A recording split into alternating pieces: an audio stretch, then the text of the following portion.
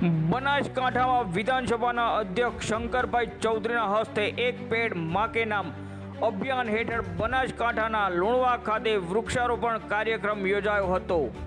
સામાજિક વનીકરણ વિભાગ અને ફાઉન્ડેશન દ્વારા એક સાથે 5100 વ્યક્તિઓ દ્વારા 5100 વૃક્ષોનું વાવેતર કરાયું હતું। લુણવા ખાતે કુલ 20 વીઘા જમીનમાં 15000 વૃક્ષ વાવેતર કરી પૈકી પ્રથમ ચરણમાં આજે 5100 સ્થાનિક રોપાનું વાવેતર કરાયું હતું। શંકરભાઈ ચૌધરી દ્વારા આજે હજારોની સંખ્યામાં વૃક્ષ પ્રેમી લોકોએ એક સાથે વૃક્ષારોપણ માટે સંકલ્પ કર્યો હતો। સામાજિક વનીકરણ વિભાગ, બનાસ ડેરી અને પીએન માળી ફાઉન્ડેશનના સહયોગથી વૃક્ષારોપણ કરાયું હતું। આવનારા સમયમાં ગામે ગામ ગૌચરની જમીનમાં વધુમાં વધુ વૃક્ષારોપણ કરીને બનાસકાંઠા જિલ્લાને હરિયાળો બનાવવા માટે સહિયારો પ્રયાસ હાથ ધરાશે। રિપોર્ટર ભગવાન રાયગોર, કાંકરેજ।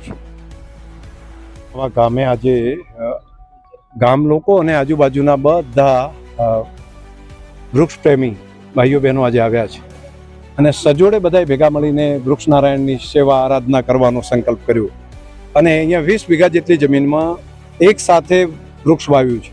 ગોચરની જમીન હતી, અહીંયા ખાડા કર્યા, ખાતર નાખ્યું, તેની અંદર ડેરી દ્વારા વૃક્ષોની વ્યવસ્થા કરી, પીએન માળી અને એમની ટીમે સહયોગ કર્યો, વાયર ફેન્સિંગ, હવે ડ્રીપનું પણ વ્યવસ્થા કરી રહ્યા છીએ અને આવનારા સમયની અંદર આની રક્ષણ થાય એ માટેની પણ એક વ્યવસ્થા, એક ટીમ બનાવી ગામે ગામ આવા વન બને।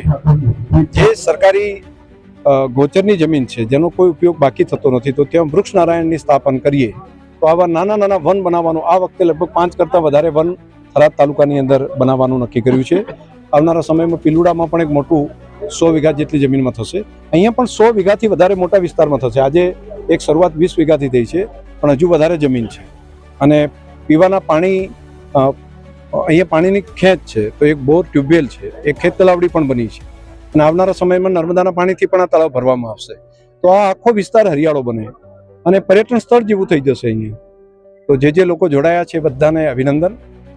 વૃક્ષની જરૂર આપણા બધાની છે। જેટલા ઓક્સિજન, જેટલા શ્વાસ આપણે લીધા છે, ઉશ્વાસ જેટલા કાઢ્યા છે તો ઉશ્વાસમાંથી ફરી પાછું પ્રાણવાયુ બનાવવાનું કામ એ વૃક્ષ કરે છે, ઝાડ કરે છે। તો આપણા ઉપર બહુ મોટો ઉપકાર છે। આપણે વૃક્ષનું જતન કરવું પડે, એનો ઉછેર કરવો પડે, એનું રક્ષણ કરવું પડે અને જેટલા શ્વાસ આપણે ઓક્સિજનના લીધા છે કમસે કમ એના કરતાં વધારે વૃક્ષ વાવીને આપણે આંખ બંધ થાય એ પહેલાં આપણે જોવું જોઈએ।